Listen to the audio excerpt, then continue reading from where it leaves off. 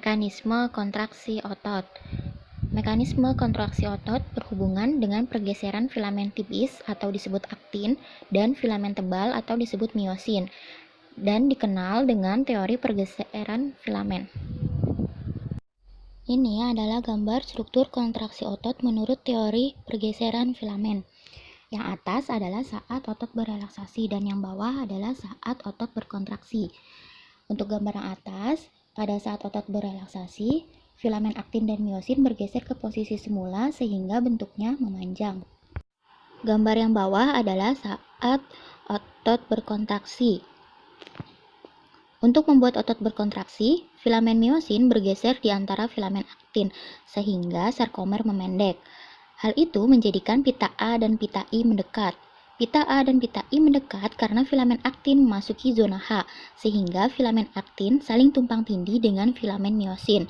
Karena semua sarkomer di dalam miofibril memendek, maka miofibril ikut memendek. Akibatnya, serabut otot juga ikut memendek. Pada keadaan demikian, otot akan berkontraksi. Untuk dapat berkontraksi, otot memerlukan energi yang berupa senyawa ATP. Energi tersebut berasal dari senyawa kimia yang terkandung dalam makanan, misalnya glukosa. Nah, untuk lebih jelasnya, mari kita lihat video ini bersama-sama. Kembali lagi, kali ini kita akan membahas mengenai kontraksi otot. Setiap hari kita menggunakan otot untuk melakukan aktivitas. Wanita pada gambar ini menggunakan otot pada tangannya untuk menulis. Sebagaimana kita ketahui, otot jantung dan otot polos merupakan otot involunter karena gerakannya tidak memenuhi perintah yang kita kehendaki, sedangkan otot rangka merupakan otot volunter. Otot rangka terdiri dari kumpulan serat otot yang berbentuk silindris panjang dan mengandung beberapa nukleus.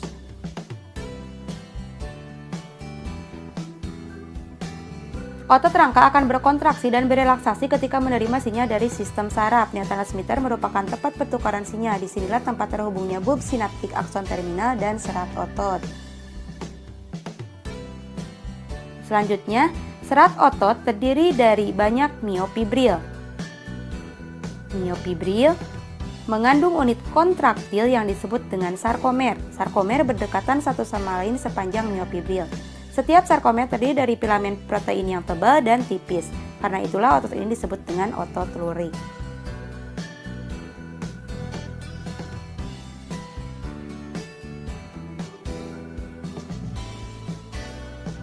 Protein yang tebal tersusun dari protein miosin dan bagian tengah yang membagi daerah ini disebut dengan garis M. Filamen yang tipis tersusun dari protein aktin. Garis potongnya disebut dengan garis Z.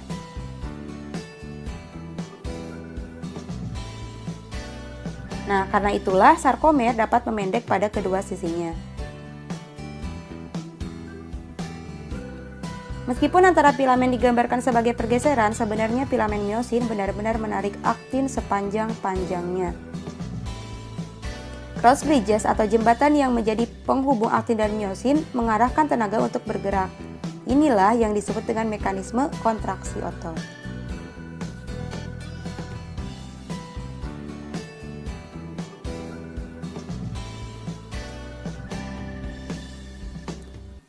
Kontraksi otot dimulai ketika ATP yang menempel di miosin dihidrolisis menjadi ADP dan fosfat.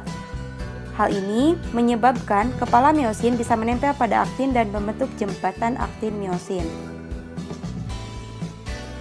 Ini adalah proses ketika miosin menempel pada aktin.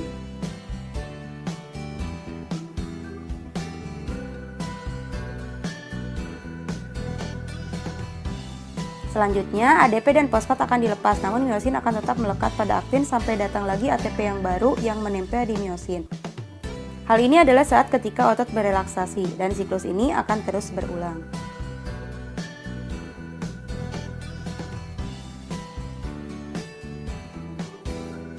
Kontraksi otot dikontrol oleh ion kalsium. Filamen aktin akan berasosiasi dengan protein tambahan, yaitu troponin dan tropomiosin. Ketika otot berelaksasi, tropomiosin akan memblok jembatan aktin-miosin.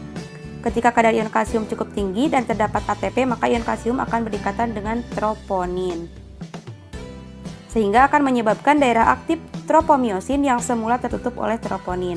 Hal tersebut membuat kepala miosin mampu berikatan dengan aktin dan membentuk jembatan aktin-miosin dan memungkinkan miosin untuk menarik aktin. Ion kalsium terdapat pada sarkoplasmik retikulum dan akan dikeluarkan ketika mendapatkan sinyal dari sistem saraf. Berikut adalah penjelasannya.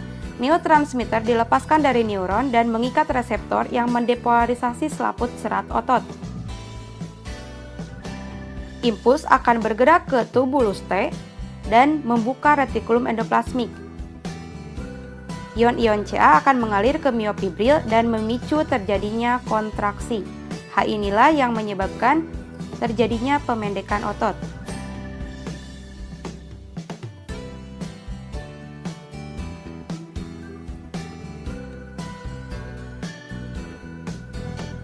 Selanjutnya, ketika otot menghasilkan kekuatan yang cukup untuk menggerakkan, maka memungkinkan wanita pada gambar untuk menulis.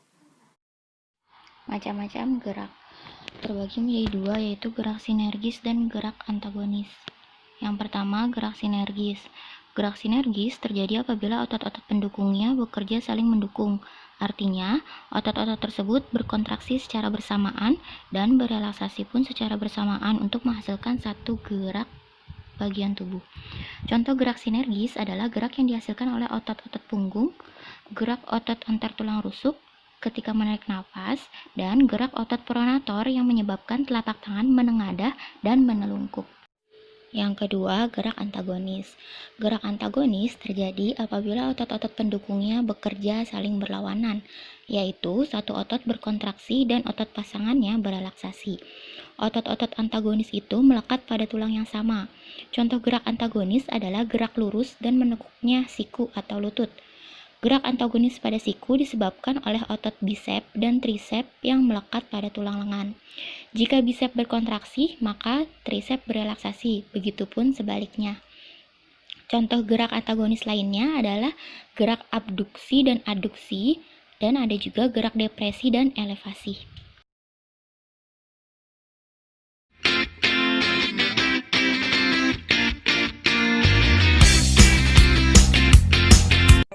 Nah, sekarang kita akan membahas gangguan dan kelainan sistem gerak manusia serta pencegahannya. Yang pertama, riketsia. Riketsia terjadi karena kekurangan vitamin D yang membantu penyerapan kalsium dan fosfor sehingga proses pengerasan tulang terganggu.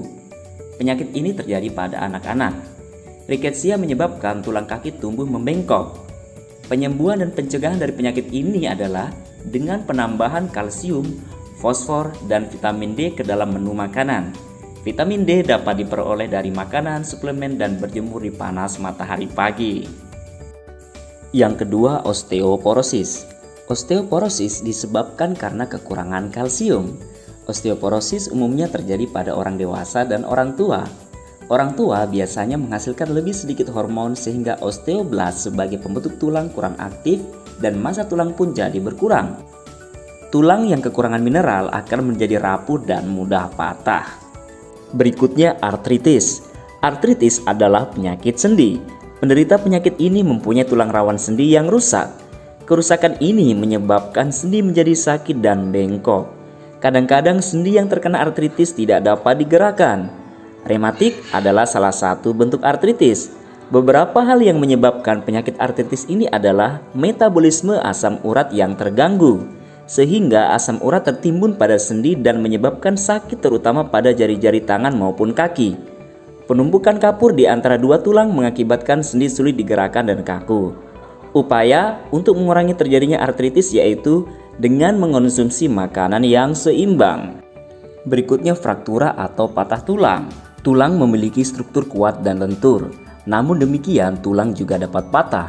Salah satu penyebab terjadinya patah tulang adalah karena tulang mengalami benturan yang keras, misalnya pada saat kecelakaan atau jatuh dari tempat yang tinggi. Patahnya tulang disebut juga sebagai fraktura.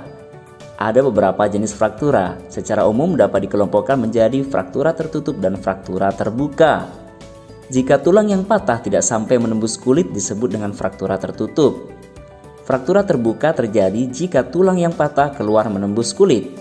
Fraktura juga dapat dibedakan berdasarkan kondisi tulang yang patah, yaitu miring, kominuta atau terpecah-pecah menjadi bagian-bagian kecil, dan spiral. Agar kamu tidak mengalami fraktur akibat kecelakaan, berhati-hatilah saat berolahraga atau melakukan aktivitas tertentu. Selanjutnya, kifosis, lordosis, dan skoliosis. Tulang belakang manusia normal tidaklah lurus melainkan melengkung. Nah, kelainan tulang belakang pada manusia itu dibedakan menjadi 3, yaitu kifosis, lordosis, dan skoliosis. Kifosis merupakan kelainan dengan melengkungnya tulang belakang yang berlebihan di bagian dada ke arah belakang. Penderita kifosis tubuhnya terlihat bungkuk. Kifosis dapat disebabkan karena penyakit, misalnya TBC dan rickettsia atau kebiasaan duduk yang salah. Kemudian lordosis. Lordosis merupakan kelainan dengan melengkungnya tulang belakang yang berlebihan ke arah depan di bagian pinggang.